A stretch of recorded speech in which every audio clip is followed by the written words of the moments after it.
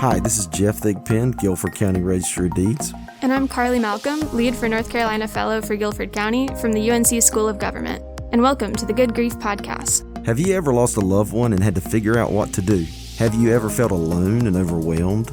Did it make you wonder why on earth this is all so complicated? In this podcast series, we bring together community partners to talk unapologetically about issues of death and dying. We answer questions about funerals, hospice, estates, and more to give our listeners the knowledge they need to make decisions for themselves and their loved ones. We want everyone in Guilford County to know that they're supported, that we live in a community where we can not only live and live well, but when we die, we can also die well because we care. So we thank you for joining us for the Good Grief Podcast and for taking this step to be better prepared for end-of-life challenges.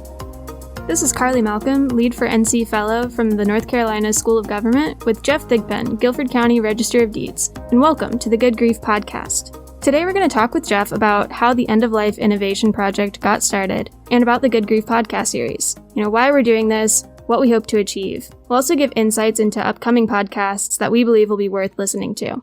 So thank you for being with us, and let's get started. Welcome, Jeff. Glad to be here. So tell me, how did the End-of-Life Project get started? Well, the End-of-Life Innovation Project started with a series of events. In general, I've always looked at our basic service in the Register of Deeds office and said, okay, we deal with birth, marriages, deaths, land records. How can we add value to our core services?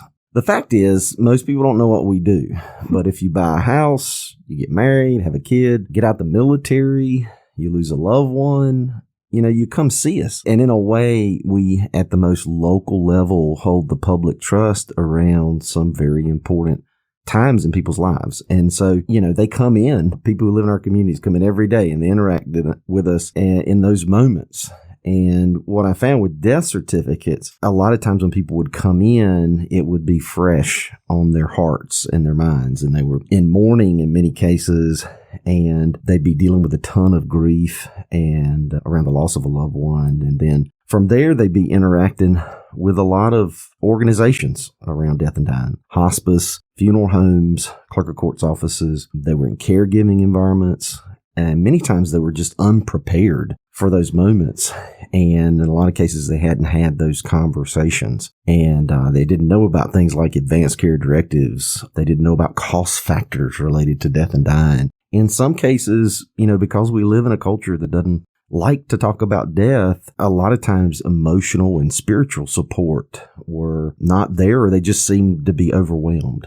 And so the conversation of value came up about, okay, we've got a limited role in this ecosystem, but it's very important. And the question is, what can we do to leverage that position? Not recreating the wheel, because we have a community of support and organizations doing work within our community around death and dying, but how could we amplify what they were doing? And so we started going down this road, and there were a number of web-based resources we looked at. Two of the things that I remember early on was looking at the New Zealand end-of-life website that had a lot of interesting pieces of information. And Hospice of the UK is really good, and they had a podcast called Dying Matters. And I would recommend that to everybody in addition to what we're doing here. So the conversation started, and it started going slowly at first.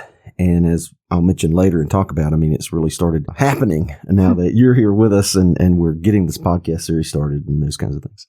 So you're seeing people come in, people who maybe didn't even know what the Register of Deeds was until they really needed you. And you saw that opportunity to make things a little bit easier on people, offer that support while they're dealing with all of these issues related to the loss of a loved one. I know that we talked about several situations that also influenced your passion for this project. You want to talk about those? Yeah, I'll talk about three. And a lot of times whenever you get committed to do something, sometimes you go, I really want to do this. But that really wasn't how this started for me. It's hard to talk about death and dying. And a lot of times, again, we don't deal with it until it comes to us.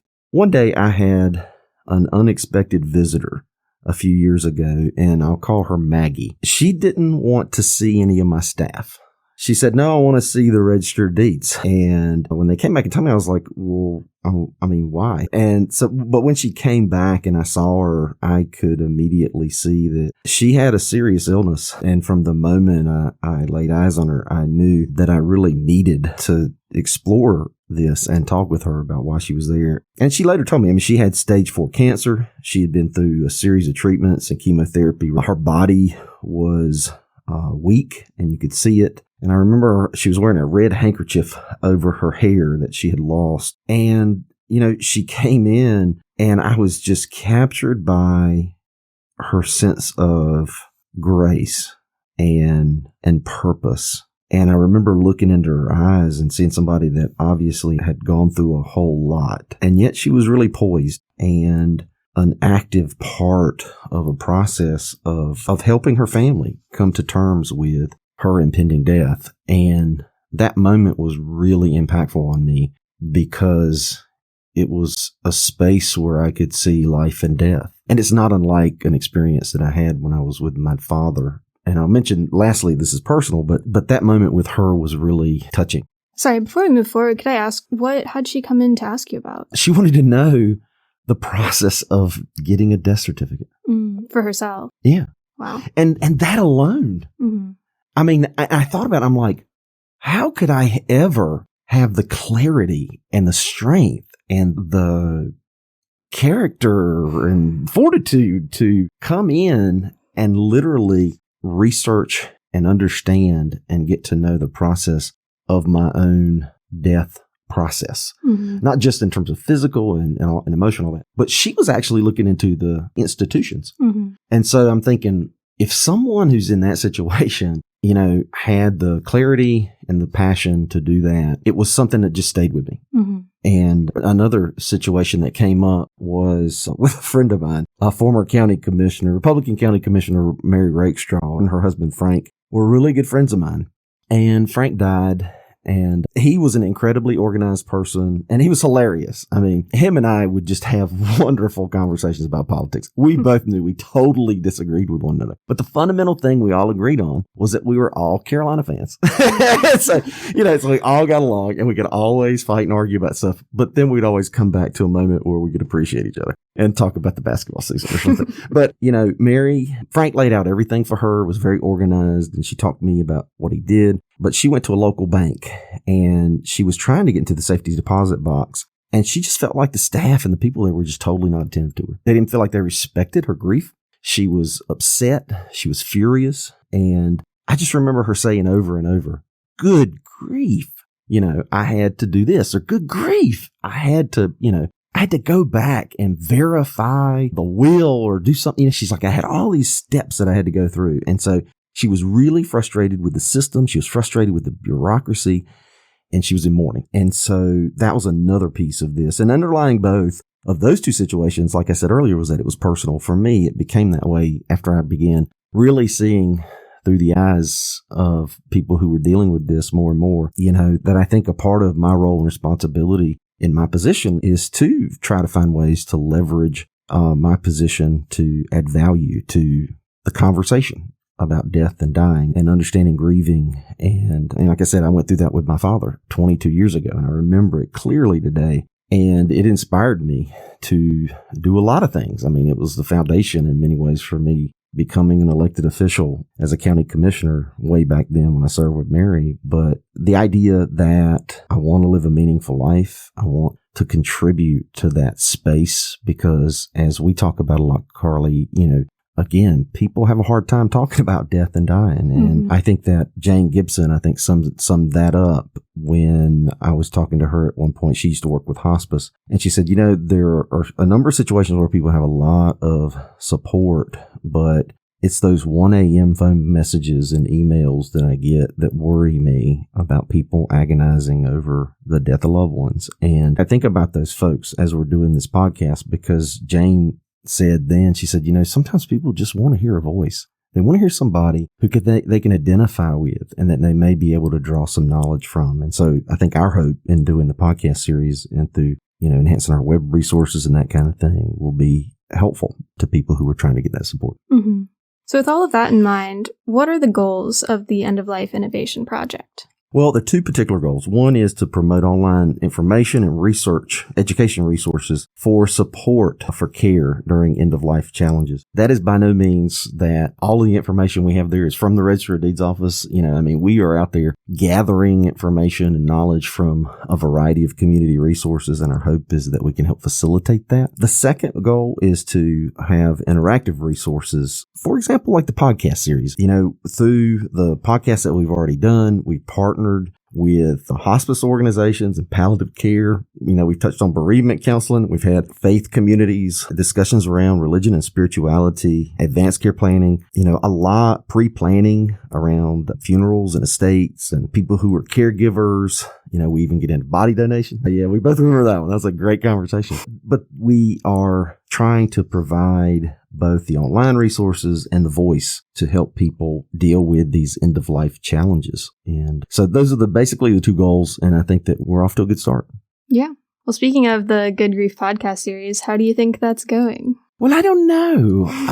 I always thought about doing these things, but that never really happened. And then somewhere down the line, we picked up this young college graduate from Clemson who came in and, grabbed me by the ear and helped put all this together. Got it jump-started a little bit. It jump-started. And in all seriousness, I really want to appreciate you in doing this. I want to thank you. We selected you, like you mentioned early on, as a lead for NC fellow from the Institute of Government. And I think you've done an outstanding job helping put together the interviews and scheduling. You've been a great co-host to the podcast. Brody, who's here with us today, I want to thank him for helping bring the equipment together and the space for us to do that. And I think, like you said, we've done a lot of work in a short period of time. We're interviewing folks before they go live. And so as we are beginning the podcast series, we are already at about 30 podcasts. And the content, as you know, Carly, is incredible. The people are down to earth. They cover a lot of interesting pieces of their lives and what they do. And they are a diverse group of people. And I think that we both have been touched by how much they care. Absolutely. And yeah. So I think if I had to give it a grade, I would give it like an A+, because and I'm grading on a curve because, we kind of both come into this conversation not knowing a lot and having to pick it up as we go along. And we've had some really good teachers. Yeah, definitely learning along the way. Have there been any moments in the podcast series that have stood out to you? Wow. There have been many. I think that, and I'll name a few, and I'm sure you'll remember Patty Gasparello with Kids Path through AuthoriCare, working with terminally ill children, kids who've lost loved ones. I think she shared several stories in there that probably left both of us in tears. I know I was in tears. Randall Keeney was one, and I remember him saying something like, no one should have to go bankrupt burying their loved ones. Yeah. Bradley Hunt was good. Bradley from New Light Baptist Church, who has experience in funeral home management, talking about things like African American traditions around life and death and music and culture, as well as talking about the idea of a structural inequality of racism and the history of the African American church, both as a protector of folks in that history, but also a light for people to gather strength in community, and that impacts their views on life and death. I love the Spanish-speaking podcast that I didn't participate in, by the way, that you did with Robert Garcia with Trellis. And there are a number of others that we did, and I could kind of go on and on about them, but those are just a few. And I think that when folks really get into it, we're going to have these we're going to transcribe them and have notes and web-based resources that people can refer to. But I just think there's just so many nuggets of wisdom in all of them that I think have been touching to me, and I know you too. Yes, definitely. Yeah. Well, lastly, can you tell me what you're learning through this project and through the podcast series? Yeah, there's this saying that to reclaim dying is to reclaim a sense of living. And I think we wanted to go into this place and space around death and dying, and as we say, unapologetically, without preconception, with a little bit of boldness, maybe some naivete, but we've come here, and to be honest, like I said earlier, I don't like to talk about death and dying. I have a hard time with it. We compartmentalize and dismiss it. We fear it. We get so distracted by our culture that idealizes immortality. I mean, I love the Highlander movies, but that doesn't give us the time and the space that we need to actually see that death is a natural part of life. And a friend once told me a long time ago that she had never known anyone to get out of this world alive. And we kind of joke, I think in one of the podcasts, death is batting 1,000, it throws no hitters all the time. And so we need to get on it. And there's also a saying by a philosopher, Mullah Nasruddin, that I was reading the other day that said, if I survive this life without dying, I'll be surprised.